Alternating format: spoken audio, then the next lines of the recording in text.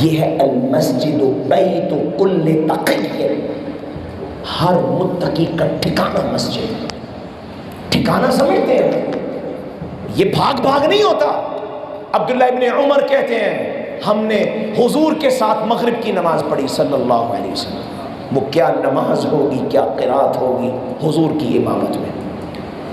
وہ امام جس نے نماز پڑھائی تو ابراہیم بھی ان کے مقتدی تھے علیہ السلام، نوح بھی پیچھے تھے، موسیٰ ہارون بھی پیچھے تھے، یحییٰ و زکریا بھی پیچھے تھے، اور آگے تھے میرے اور آپ کے امام صلی اللہ علیہ وسلم۔ مغرب کی نماز ان کی امامت میں پڑھی، اور صحابہ کی نماز تو ایسی، میں نے جیسے عرض کیا یوں تو نہیں ہوتا تھا، وہ تو اذانوں سے پہلے، مؤذن سے پہلے مسجد میں ہوتے تھے۔ صحابہ کا میں مثال دوں، چلے وہ تو دور کی بات ہے، مطلب بہت بڑی بات ہے۔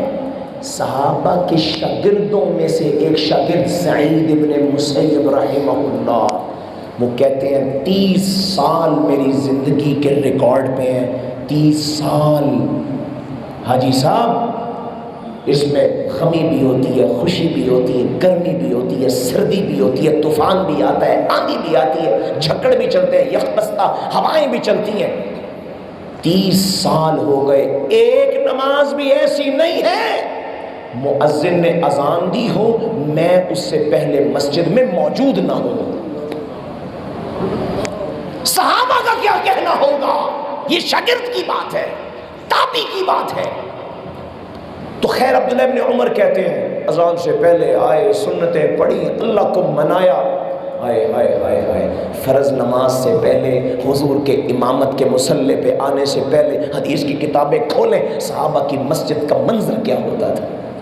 سینوں سے ہوک اٹھ رہی ہوتی تھی، ایک صحابی وہاں اللہ کو منا رہا ہے، ایک وہاں اللہ کو منا رہا ہے، ایک وہاں اللہ کو منا رہا ہے، اور جو پیچھے رہ جاتا تھا آخری صفوں میں، صحابہ کہتے تھے ہمیں اس سے پتہ چلتا تھا یہ ایمان والا نہیں ہے، یہ منافق آدمی ہے۔ منافق بھی مسجد میں آتا تھا، آئے بغیر چارہ نہیں تھا، اپنا اسلام ظاہر کرنے کے لیے، لیکن کمزور ہوتا تھا نا، تو پچھلی صفوں میں صحابہ کہتے پچھلی صفوں سے ہم پہچانتے تھے، اچھا اچھا اچھا یہ منافق ہے، جو اہل ایمان ہے وہ پیچھے ہو ہی نہیں سکتا۔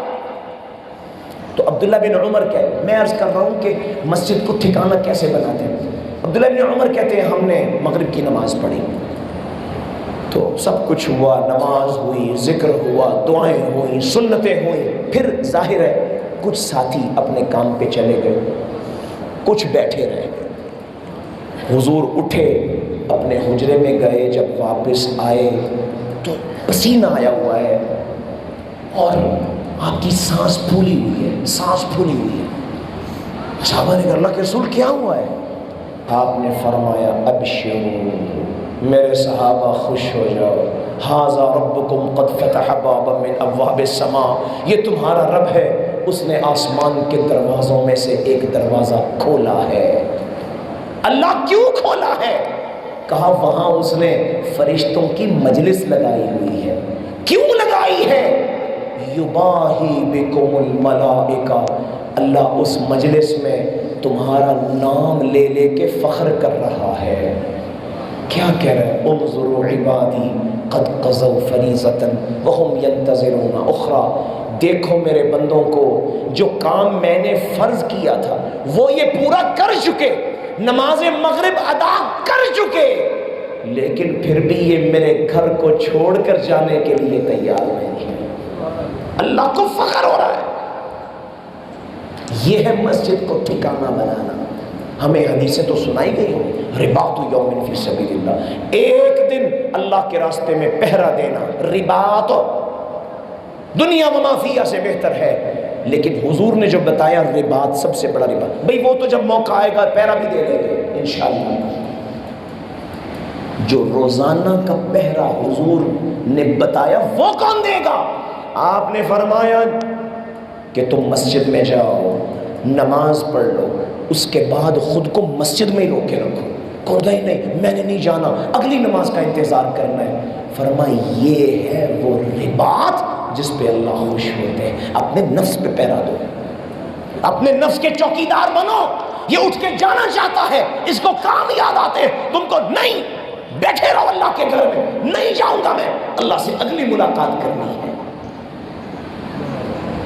فتنوں سے بچنے کے لیے مسجد کو ٹھکانہ بنائے۔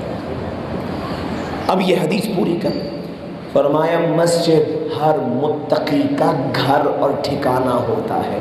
ضمن اللہ لمن کان المسجد بیتہ، وہ شخص جو مسجد کو اپنا ٹھکانہ بنا لے۔ کیا مطلب؟ مسجد میں بیٹھا ہے، مسجد میں آ رہا ہے، مسجد میں اس کا دوست ہے، اس کے ساتھ مذاکرہ کر رہا ہے، دین سیکھ رہا ہے، دین سکھا رہا ہے، قرآن سیکھ رہا ہے، قرآن سکھا رہا ہے، معلم قرآن سے اس کا تعلق ہے، اس سے دین سیکھتا رہتا ہے، نوافل پڑھتا رہتا ہے، اللہ سے دعائیں کرتا رہتا ہے، استغفار کرتا ہے، کبھی توبہ کے نفل پڑھتا ہے، کبھی حاجت کے نفل پڑھتا ہے، کبھی وضو کے نفل پڑھتا ہے، سجدے میں جاتا ہے۔ دنیا کا سب سے زیادہ سکون اس کو اسی وقت آتا ہے جب رحمان کے قدموں میں اس کی پیشانی گری ہوتی ہے۔ یہ ہے مسجد میں رہنا۔ رسول اللہ فرماتے ہیں جس نے مسجد کو یہ ٹھکانہ بنا لیا، اللہ کہتے ہیں میں نے ضمانت لے لی۔ کس چیز کی؟ اللہ، پہلی چیز بالروح، اللہ کہتے ہیں اس کے سینے کو راحت اور خوشی سے میں بھروں گا۔ دوسرا بالرحمہ، اندر سے بھی راحت، اس کو انگریزی میں کہتے ہیں انر بلیس، اندر کی راحت، باہر سے بھی رحمت، مشکلات ختم۔ حضور نے فرمایا جو آخرت کو چاہنے والا ہو جاتا ہے وہ مٹی کو بھی ہاتھ ڈالے اللہ اسے بھی سونا بنا دیتے ہیں۔ وہ ایک قدم اٹھاتا ہے 10 قدموں کا کام ہو جاتا ہے۔ دنیا اس کے پیچھے ذلیل ہو کے آتی، اتتہ دنیا وہی راغمہ۔ فرمایا اللہ ضمانت لیتے ہیں اندر سے راحت، ضمانت لیتے ہیں باہر سے رحمت۔ تیسرا، یہ تو کمال کر دیا، اللہ ضمانت لیتے ہیں بالجواز علی الصراط۔ قیامت کے دن جب یہ پل صراط سے گزرے گا، آپ جانتے ہیں پل صراط کیا ہے؟ حضور نے تفصیل سے بتایا پل صراط کیا ہے، اس لیے میں زیادہ تو نہیں، جتنی حضور نے بتائی وہ تو بہت بتائی اور بڑی بلیغ انداز میں بتائی، میں تھوڑا سا آپ کو بتاؤں۔ حضور نے فرمایا یہ جو پل صراط ہے جہنم کے منہ پہ رکھا ہوا راستہ ہے، لیکن فلیٹ سیدھا راستہ نہیں ہے، یہ یوں ہے، یوں ایسے۔ حضور نے اس کے لیے لفظ بولا مدحو، ڈھلان ڈھلان، مدحو ایسے۔ اور صرف ڈھلان نہیں، آپ کے جی پاؤں اڑ اڑ کے کہیں تو جم ہی جائے گا نا، فرمایا مزلہ، ڈھلان بھی ہے اور پھسلنے والا، سلپری۔ جیسے آپ کسی مثلا سٹیل کی چیز لے لیں، اس کو ایسے رکھیں، اس پہ تیل گرا دیں، تیل، کوئی چیز وہاں پہ جمے گی؟ نیچے وہ جہنم ہے جس کو اللہ نے ہزاروں سال سلگایا، جلایا، اتنا جلایا، رسول اللہ فرماتے ہیں جہنم نے اللہ سے شکایت کی، اللہ میری ہی آنکھ کا ایک حصہ مجھے ہی کھائے جا رہا ہے۔ وہ جہنم نیچے ہے، اوپر پل صراط ایسے ہے، مزلہ، سلپری ہے، پھسلنے والا ہے۔ اچھا کوئی کہے گا جناب جو ایسے چیز ہوتی ہے نا اس کی ٹاپ ایسے ہو جاتی ہے، کیوں جی ایسے ہو جاتی ہے؟ حضور نے فرمایا سنو، ایسے ہے، اوپر سے ٹاپ پتہ کیسے ہے؟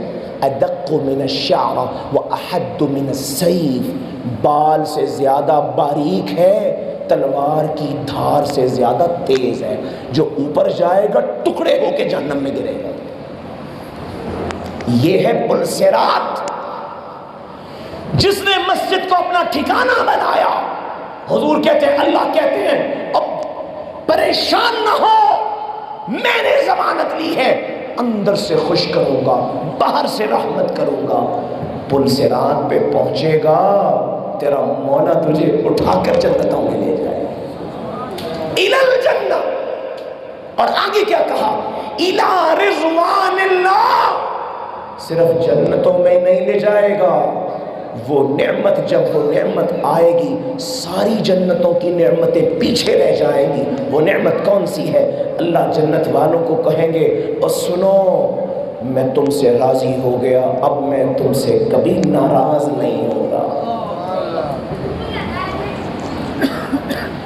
حضور فرماتے جس نے مسجد کو اپنا گھر بنایا، اللہ کی رضوان وہاں تک ساری چیزیں دینے کی ضمانت اللہ نے لے لی۔ آج کے دور میں فتنے سے بچنے کے لیے مسجدوں سے جڑ جائیں۔ یاد رکھیں حضور نے فرمایا ابلیس شیطان اکبر اپنا خیمہ بازار میں لگاتا ہے۔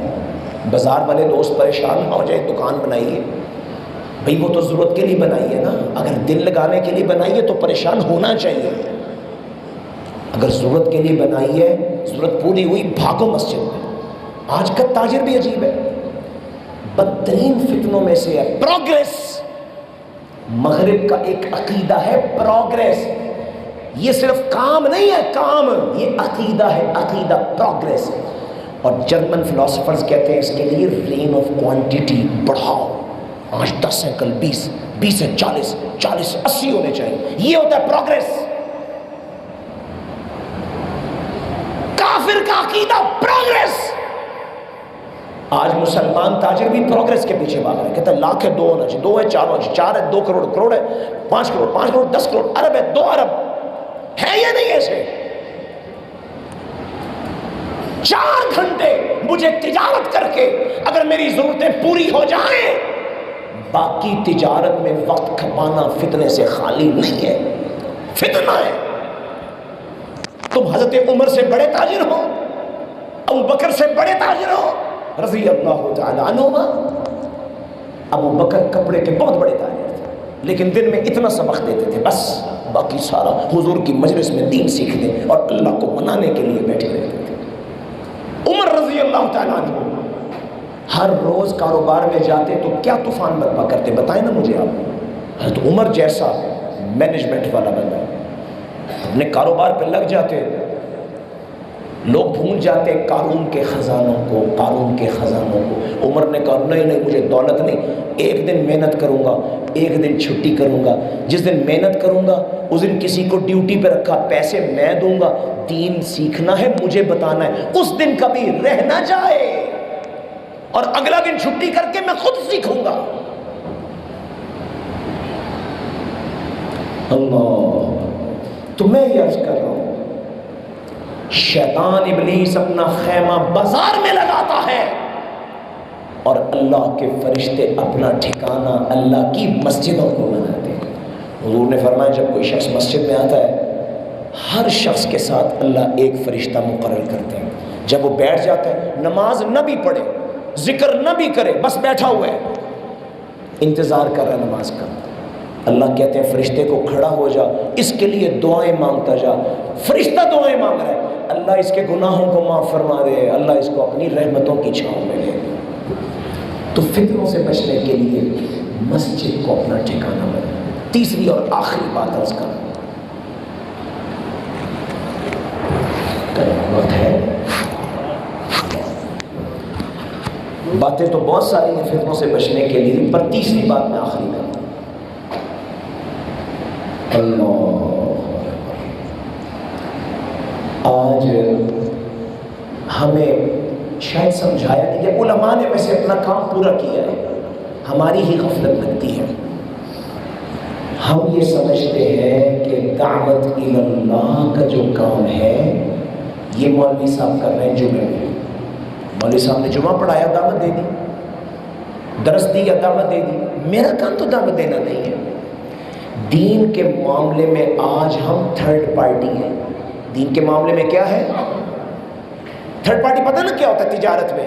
ایک نے چیز بنائی، دوسرے نے مارکیٹنگ کی، تیسرا سارا تھرڈ پارٹی۔ بھئی مال پسند آئے گا لے لیں گے، نہیں آئے گا چھوڑ دیں گے، تمہاری فیکٹری بند ہوتی ہے ہوتے مجھے کوئی مسئلہ نہیں سے، تمہاری چیز نہیں بکتی مجھے کوئی پرابلم نہیں، یہ ہوتا ہے تھرڈ پارٹی۔ آج ساری قوم دین کے معاملے میں تھرڈ پارٹی ہے۔ اللہ اور اس کے رسول کا دین ہے، ٹھیکہ اس کا مولوی نے لیا ہے، میرا کیا بنے؟ مسجد ویران ہوتی ہے ہو جائے، لوگ اللہ کے باغی ہوتے ہیں ہو جائیں، اللہ لوگوں سے ناراض ہے تو رہے بلا، مجھے کیا غرض ہے؟ زبان سے نہیں، حال سے یہی صورت ہے۔ یہ تصور دین میں کبھی نہیں تھا رسول اللہ صلی اللہ علیہ وسلم کے زمانے میں، یاد رکھیں۔ دین میں تھرڈ پارٹی کا تصور۔ ایک سورہ مبارکہ ہے، امام شافعی کہتے ہیں اگر غور کر لو اللہ سارا قرآن نہ بھی اتارتے، انسان کی ہدایت کے لیے اکیلی یہ سورت کافی ہو جاتی۔ سورت ہے سورۃ العصر، والعصر ان الانسان لفی خسر الا الذین آمنوا وعملوا الصالحات وتواصوا بالحق وتواصوا بالصبر۔ اللہ نے کہا نجات کے لیے صرف ایمان اور عمل کافی نہیں، تیسری چیز ہے تواصی بالحق۔ سمجھ لیجیے، میں اگر پکا نمازی ہوں، پکا توحید والا ہوں، پکا روزے رکھنے والا ہوں، اگر میں دین میں تھرڈ پارٹی ہوں، تواصی بالحق نہیں کرتا، یہ میرا ایمان اور عمل مجھے نجات نہیں دلائے گا۔ اس کو فتویٰ لکھا ہوا سمجھ لیں، قرآن کہہ رہا ہے، میں نہیں کہہ رہا۔ ان الانسان لفی خسر، انسان نقصان میں ہے، نکلنے کے لیے ایمان، نکلنے کے لیے عمل صالح۔ اچھا ہم نے کہا یہی بریک لگا دو، آگے نہ جانا۔ اللہ نے کہا آگے کرو گے تو نکلو گے، تواصی بالحق ہوگا تو نکلو گے۔ اور مزے کی بات دیکھیں، ایمان کو ایک بار کہا، عمل کو ایک بار کہا، تواصی بالحق کو 2 مرتبہ کہا۔ ہم نے اسی کو 2 مرتبہ چھوڑ دیا۔ تواصی بالحق کیا ہوتا ہے؟ دین کی دعوت، اولاد کو دین کی دعوت، خاندان کو دین کی دعوت، دوستوں کو دین کی دعوت۔ آج کل پتہ کیا ہم دوستوں کو کہتے ہیں دین کی دعوت دیں، اور نہیں جی نہیں، ہمارے کلائنٹ سے ہمارا تعلق جو ہے نا وہ دعوت والا کوئی نہیں ہے، ہم تو چیز لیتے بیچتے ہیں بس خلاص۔ یہ ہے تھرڈ پارٹی۔ 2 تاجر ناراض ہو جائیں، سارے مل کے کہتے ہیں آؤ جی صلح کراؤ صلح کراؤ۔ میں پوچھتا ہوں کتنے ہیں جن سے اللہ ناراض ہے؟ آپ نے صلح کیوں نہیں کروائی؟ اس لیے نہیں کروائی، آپ نے کہا اللہ سے ناراض ہوتے تو ہو جائے، میرا کوئی ٹھیکہ نہیں۔ زبان حال سے یہ کہا ہے آپ نے، میرا کیا جاتا ہے اس سے؟ اللہ ناراض رہے لوگوں سے اور لوگ اللہ سے برگشتہ رہے، میرا تو کوئی مسئلہ نہیں۔ اور یہ سوچ کے، یہ کر کے میں یہ کہوں میں خسارے سے نکل جاؤں گا۔ اس صورت میں اللہ نے یہ نہیں کہا ان العلماء ان الدعات، یہ جمعہ پڑھانے والے، یہ دعوت درس دینے والے یہ خسارے میں ہیں، نکلیں گے دعوت دیں گے۔ نہیں، انسان، میں، آپ، ہر شخص۔ اور دعوت کے کام میں نیابت نہیں چلے گی، میں نہیں دوں گا یہ دے دیں گے تو خسارے سے نکل جاؤں، نہیں۔ کلکم راعٍ وکلکم مسئول عن رعیتہ۔ حضور نے کہا تم میں سے ہر شخص ذمہ دار ہے، اس نے اپنے گھر والوں کو، اپنے دوستوں کو، اپنے پڑوسیوں کو، اپنے ساتھیوں کو دین پہنچایا یا نہیں پہنچایا، یہ اس میں ہر آدمی سے خود اس سے سوال کیا جائے گا۔ میرا سوال آپ سے، آپ کا مجھ سے نہیں ہوگا۔ میرے بچے بگڑ گئے، سوال مسجد کے مولوی سے نہیں ہوگا، مجھ سے سوال ہوگا۔ یہ تو سورہ اثر ہے۔ اب حدیث سناتا ہوں، حضور نے تو بات کو اور کھول دیا، ہائے ہائے کھول دیا، کوئی شبہ نہ رہ جائے۔ حضور نے فرمایا میری امت میں وہ وقت آنے والا ہے، چہرے بگڑ جائیں گے، زمین کا سینہ شق ہوگا، زندہ بستیاں زمین میں دفن ہو جائیں گی، آسمان سے پتھروں کی بارش ہوگی۔ صحابہ تو تڑپ اٹھے، کہا اللہ کے رسول افنہلک وفینا الصالحون، اللہ کے رسول ہم سارے برباد ہو جائیں گے، ہمارے نمازی کدھر جائیں گے؟ وہ بھی ہلاک، روزے دار وہ بھی ہلاک، صدقہ کرنے والے وہ بھی ہلاک۔ حضور نے فرمایا نعم، جب یہ ہوگا تمہارے صالحین، نیک ایمان اور عمل والے وہ بھی ہلاک۔ اللہ کیوں؟ حضور نے فرمایا اذا ظہر الخبث، جب معاشرہ اس روش پہ آ جائے گا، دین میں تھرڈ پارٹی بن جائے گا، شر پھیل رہے تو پھیلنے دو، اپنی اپنی فکر کرو، دوسروں کو چھوڑو، خود اپنا مسلک نہ چھوڑو۔ جب اس پہ معاشرہ آ جائے گا پھر اللہ یہ امتیاز نہیں کریں گے یہ نماز پڑھتا ہے یا نہیں پڑھتا، اللہ ساروں کو ڈبو کے رہے گا، کیونکہ تم نے اللہ سے بغاوت کی نا، تم نے اللہ سے گویا اللہ کو سائڈ پہ ہی کر دیا۔ اور نہیں جی اللہ تیرا جو مسئلہ ہے نا وہ ہمارا مسئلہ نہیں ہے، یہ کفار کہتے تھے، مشرکین مکہ کہتے تھے، اور یہ اللہ کا مسئلہ خود ہی نمٹے گا۔ مومن کیا کہتا ہے؟ جو حضور نے کہا من کان للہ کان اللہ لہ، مومن کہتا ہے اللہ میں تیرا ہو جاؤں گا، اللہ کہتے ہیں میں تیرا ہو جاؤں گا۔ اللہ کہتے ہیں تو میرے کام کی فکر کر، تیرے کام کی میں فکر کروں۔ من کان للہ کان اللہ لہ، جو اللہ کا ہو جاتا ہے اللہ اس کے ہو جاتے ہیں۔ ہم نے اللہ کو سائڈ پہ کر کے خود ہی دیکھو بھائی، مسجد ویران ہے، نماز نہیں پڑھ رہے، لوگ جھوٹ بول رہے ہیں، حرام کھا رہے ہیں، سود چل رہا ہے، تو ہمیں تو کوئی غرض نہیں بھائی۔ میرے ساتھ تو تعلق اچھا ہے جی، سلام دعا بڑی اچھی ہے، لین دین بڑا اچھا ہے، کاروباری تعلق بڑا اچھا ہے، رشتے ناتے بڑے اچھے ہیں۔ ہمیں اپنے سامنے کے مخاطب سے یہ غرض ہی نہیں ہے اس کا اللہ سے تعلق کیا، اللہ کا اس سے تعلق کیا ہے۔ حضور نے تو کلیئرلی ایک لفظ آپ کو دے کے جا رہا ہوں، اللہ کو صالح نہیں چاہیے، اللہ کو صالح، اللہ کو مصلح چاہیے۔ کیا چاہیے؟ صالح ہوتا ہے خود نیک ہے، باقی دین کا ٹھیکہ کوئی نہیں۔ مصلح ہوتا ہے خود بھی نیک ہے اور اللہ کے دین میں ساروں کو نیک بنانا چاہتا ہے۔ یہ مصلح ہوگا تو ہلاکتوں سے بچو گے اگر صرف صالح رہو گے اور سائڈ پہ دین کو کیے رکھو گے اور کہو گے مولوی ہم نے رکھا ہوا ہے، فلاں ہم نے رکھا ہوا ہے، یہ دین کا کام کرنے والے داعی موجود ہیں۔ جب یہ ہوگا تو معاشرہ ہلاکت سے نہیں بچے گا۔ اللہ نے سورہ یاسین میں جو واقعہ ذکر کیا ہے، 3 پیغمبر قوم کے پاس آئے، اچھا انہوں نے کہا مان لو اللہ کو، لوگوں نے ماننے سے انکار کیا۔ اس بستی میں ایک ایمان والا تھا، کتنے؟ ایک ایمان والا تھا۔ یہ نہیں ہے کہ یہاں پہ بیٹھ کے وہ نبی دعوت دے رہے تھے، ایمان والا وہ کھڑا ہوا تھا، یہ نہیں ہے۔ اللہ کہتے ہیں وَجَاءَ مِنْ أَقْصَى الْمَدِينَةِ وَجَاءَ مِنْ أَقْصَى الْمَدِينَةِ، وہ نبی یہاں دعوت دے رہے تھے، یہ بستی کے آخری کناروں میں باہر کہیں رہتا تھا، ایک ہی مومن تھا، اس کے کان میں پڑی اللہ کے دین کی بات ہو رہی ہے، لوگ ماننے کے لیے تیار نہیں، بھاگا۔ اللہ کہتے ہیں وہاں سے چلا، یسعی، بھاگا آیا، تاخیر نہ ہو جائے، دیر نہ ہو جائے، کہیں ایسا نہ ہو اللہ سمجھے اس نے تو دین کا ٹھیکہ ہی نہیں لیا، کہتا اللہ خود ہی دیکھے گا۔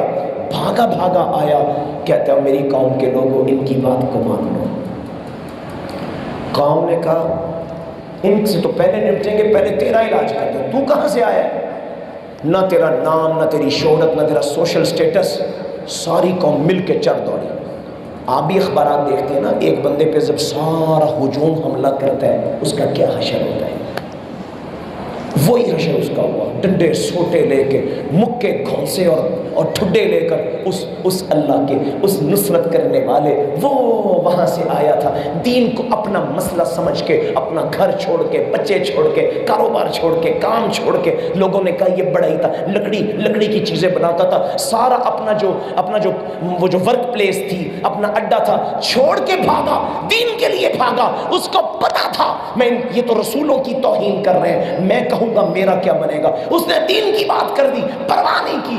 ساروں نے کہا ان سے بعد میں نپٹیں گے، تیرا پہلے حال برا کرتے ہیں۔ 100 200 500 1000 اللہ جانتا ہے کتنی بڑی تعداد تھی، ٹوٹ پڑے، مارتے رہے، ہڈیوں کا چورا ہوتا ہے، جسم کا چورا ہوتا ہے، آخری سانسیں رہ گئی۔ کہتا ہے انی آمنت بربکم فاسمعون، اور مارنے والوں مارتے رہو لیکن کان کھول کے سنو، میں اپنے رب پہ ایمان لانے والا ہوں۔ مار دیا، سانسیں بند ہو گئی، ٹکڑے ہو گیا۔ اللہ کہتے ہیں یہاں سے آنکھیں بند ہوئی، ہم نے کہا ادخل الجنہ، آجا جنت کے دروازے کھلے، ہماری جنتوں کا مہمان بن جا۔ اب جنت میں پہنچا، کہتے ہیں یا لیت قومی یعلمون، جنت میں گیا ہے، جنہوں نے مارا، جو سفاک تھے، جو ظالم تھے، جنت میں جا کے کہتے ہیں اللہ کاش ان کو سمجھ آ جائے، ایمان لا کر یہ جنتیں ملا کرتی ہیں، مرنے کے بعد بھی، اور ظالموں کے ہاتھوں مرنے کے بعد ان ظالموں کی ہمدردی اتنی ہے، جنت میں جا کے کہہ رہے ہیں کاش ان کو پتہ چل جائے، یہ ایمان لے آئے، اللہ کی اتنی بڑی جنتیں ان کا انتظار کر رہے ہیں۔ یہ ہوتا ہے دین کا ٹھیکہ لینا۔ تو مت سمجھیں کہ میری ذمہ داری ادا ہوئی، اور میں والدین کو آخری حدیث سنا کے بعد ختم کر رہا ہوں۔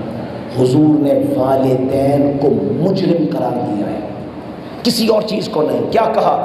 بچہ فطرت اسلام پہ پیدا ہوتا ہے، ماں باپ یہودی بناتے ہیں، ماں باپ عیسائی بناتے ہیں، ماں باپ مجوسی بناتے ہیں۔ میں سوال کرنا چاہتا ہوں، ماں باپ یہودی بنا دیتے ہیں، عیسائی بنا دیتے ہیں، مجوسی بنا دیتے ہیں، کیا اللہ کا باغی نہیں بناتے؟ کیوں جی؟ اللہ سے غافل نہیں بناتے؟ نماز نہ پڑھنے والا بے نمازی نہیں بناتے؟ اتنا بڑا کام ماں باپ کرتے ہیں، اور یہ بھی ماں باپ کرتے ہیں۔ حضور نے بڑی بڑی باتیں کر دی، کہا چھوٹی خود ہی سمجھ لو، یہ تمہارا جرم ہوتا ہے۔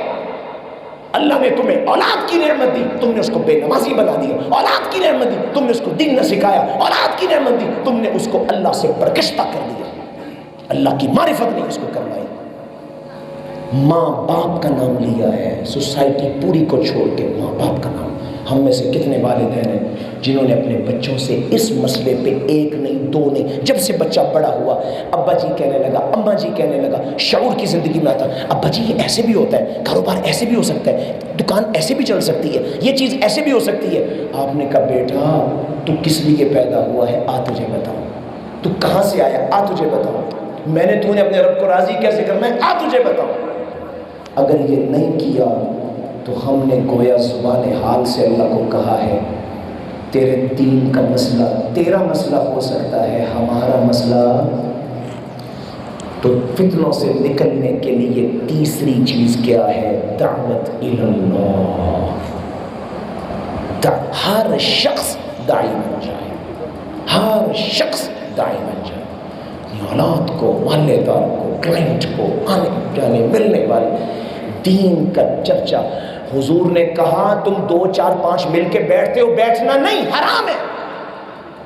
صحابہ نے کہا اللہ کے رسول بیٹھنا پڑتا ہے، کبھی کوئی رشتہ نہ تھا، کبھی کوئی لین دین ہوتا ہے۔ فرمایا اگر کہیں تم نے مل کر بیٹھنا ہے، شرط یہ ہے پہلے تم دین کی دعوت دو گے ایک دوسرے کو، پھر تم اپنی بات کرو گے۔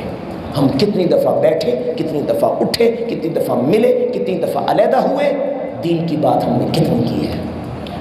سو ہم دین کی دعوت کو اپنا شعار بنائیں گے تو معاشرے سے فتنے کا خاتمہ ہوگا، ہم فتنے سے بچیں گے۔ اگر یہ نہ کیا فتنہ برقرار رہے گا۔ یہ 3 بنیادی چیزیں تو عمل میں لائیں، انشاءاللہ آئندہ پھر کسی موقع پہ مزید بات کریں گے۔ اللہ ہماری اس رات کو ہمارے گناہوں کا کفارہ بنا دے۔